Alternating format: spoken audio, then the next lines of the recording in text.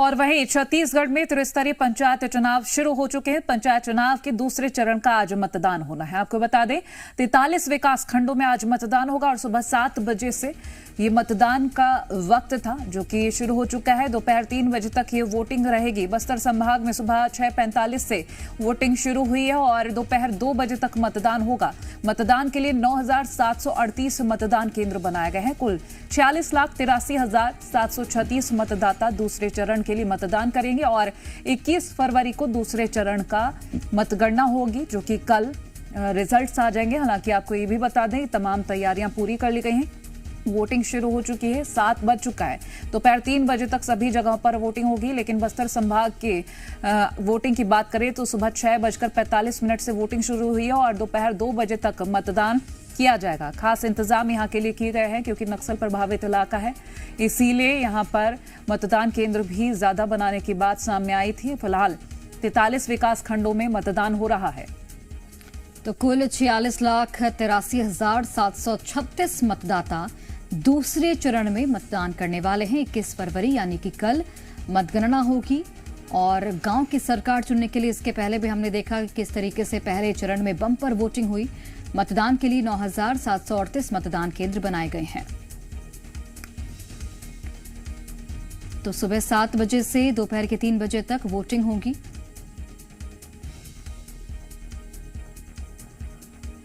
और हमारे सहयोगी अलग अलग जगहों से जुड़े हैं। दुर्ग से हितेश शर्मा जुड़े हैं, बलरामपुर से भी हमारे सहयोगी जुड़े हैं और इसके अलावा रायपुर से हमारे सहयोगी राजेश निशा जुड़े हैं। बलरामपुर से शैलेंद्र बघेल जुड़े हैं। राजेश, सबसे पहले आप ही का रुख कर लेते हैं। जिस तरीके से हमने पहले फेज में देखा कि बम्पर वोटिंग हुई, लोगों का बढ़ चढ़कर यहां पर उत्साह देखने को मिला। गांव की सरकार चुनने के लिए लोग अपने घरों से निकले। अभी क्या तस्वीरें हैं, क्या यहां पर जानकारी मिल पा रही है, किस तरीके से लोग उत्साहित हैं? देखिए, उत्साह अभी भी बरकरार है, खासकर ग्रामीण क्षेत्रों पे। देखिए, मतदाता अपने 5 साल का भविष्य चुनने जा रहे हैं। यही वजह है कि सुबह से ही लंबी लंबी कतारें देखने को मिल रही है। और देखिए, पहले चरण में जो मतदान हुए हैं, पहले चरण में 80% से अधिक मतदान का प्रतिशत रहा है। यानी आप समझ सकते हैं कि गांव की जनता, गांव के मतदाता कितने जागरूक हैं अपनी गांव की सरकार चुनने को, इसी से स्पष्ट होता है। और देखिए, आज दूसरे चरण का मतदान है और देखिए 43 विकास खंड ऐसे हैं जहां पे ये मतदान हो रहे हैं, जिसे लेकर के 9,700 से अधिक मतदान केंद्र बनाए हैं। 40,000 से अधिक मतदाता अपनी गांव की सरकार चुनेंगे और अलग अलग क्षेत्रों पे सीधे तौर पे ये मतदाता मतदान केंद्रों पे जाते भी दिखाई देंगे। देखिए, रायपुर की मैं बात करूं तो रायपुर में तिल्दा और धरसीवां ये 2 विकास खंड हैं जहां आज यहां पे मतदान हो रहा है और तमाम जो तैयारियां हैं निर्वाचन आयोग की वो कर ली गई है। इसके साथ साथ सुबह से ही मतदाता बढ़ चढ़ के इस लोकतंत्र के महापर्व में हिस्सा ले रहे हैं।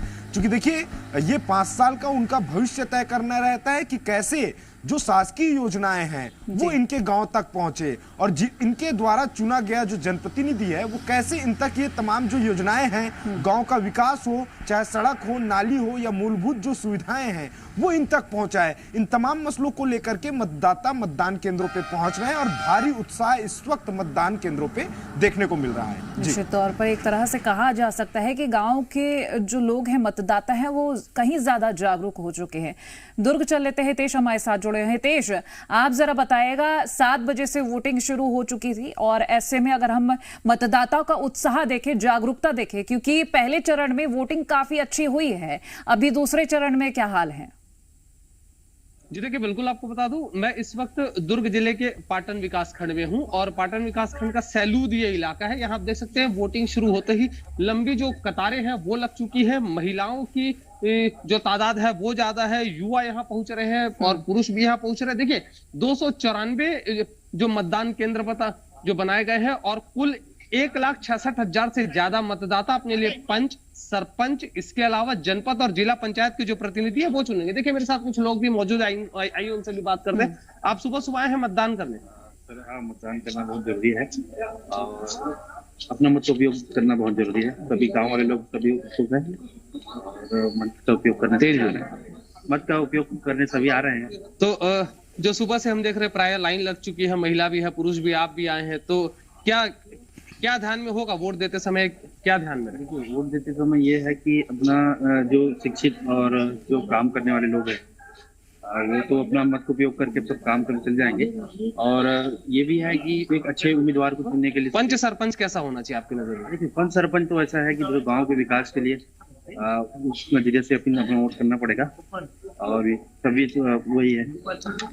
तो देखिए, बिल्कुल ग्रामीण इलाके में भी लोगों की ये सोच है कि जो व्यक्ति विकास करेगा वही पंच सरपंच जनपद और जिला पंचायत का सदस्य निर्वाचित होना चाहिए, क्योंकि देखिए विकास बहुत जरूरी है और देश का या राज्य का विकास का रास्ता गांवों से ही होकर गुजरता है। जी, और बिल्कुल इसी मुद्दे पर लगातार लोग पहुंच रहे हैं और अपने मताधिकार का इस्तेमाल कर रहे हैं। लौटते हैं आपके पास। शैलेंद्र, आपका रुख करना चाहूंगी, आप कौन से मतदान केंद्र पर इस वक्त मौजूद हैं और वहां पर क्या तस्वीरें हैं? लोग कितने की संख्या में अभी पहुंचे हैं? चूंकि 7 बजे से वोटिंग की शुरुआत हो गई है और लोगों से बातचीत भी कीजिएगा, क्या कुछ मुद्दे हैं उनके? हाँ जी, बता दूं, मैं अभी भनौर गांव में हूँ। यहाँ पे वोटिंग प्रक्रिया शुरू हो चुकी है। सुबह 7 बजे से मतदाता यहाँ पहुंच चुके हैं, अपनी बारी के इंतजार कर रहे थे। और अंदर मैं दिखाऊं जो मतदान केंद्र है, वहाँ लंबी लाइन लग चुकी है। जो पहला वोटर था, जो पहला यहाँ पे वोट डाले मतदाता, उनसे बात करूंगा। अगर आप वोट डाल चुके हैं? हाँ, पूरा देखिए, वोट डाल दिए हैं आप? अच्छा, आप समय से पहुँच गए वोट डालने के लिए? हाँ, समय में। अच्छा, क्या सोच के आए थे आप? क्या वोट डालने? हम यही सोच के आए हैं कि 20 साल में शासन का लाभ कोई गरीब को नहीं मिल रहा है। 20 साल से कांग्रेस के सरपंच सोचिए कि कोई सड़क न सोचिए कि कोई शासन का लाभ जैसे हुआ प्रधानमंत्री आवास, और ये मान के चलिए कि नल दल वाला किसी के घर बनाने नहीं, योजना का लाभ नहीं है, योजना का लाभ नहीं। और भी वोटर हैं जो वोट डालते हैं। पंडित जी, आप भी अभी वोटिंग करके आए हैं, क्या मुद्दे लेके थे, क्या सोच रहे हैं? मुद्दा ये था कि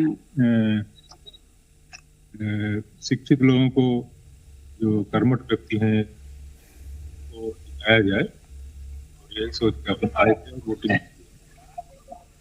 चलिए, बिल्कुल जाहिर तौर पर यहाँ पर जो लोग हैं वो सुबह से ही पहुंच रहे हैं और यही तस्वीरें हम उम्मीद करते हैं कि दोपहर तक भी जारी रहेगी। बहुत धन्यवाद आप दोनों का जानकारी और तस्वीरें हम तक पहुंचाने के लिए।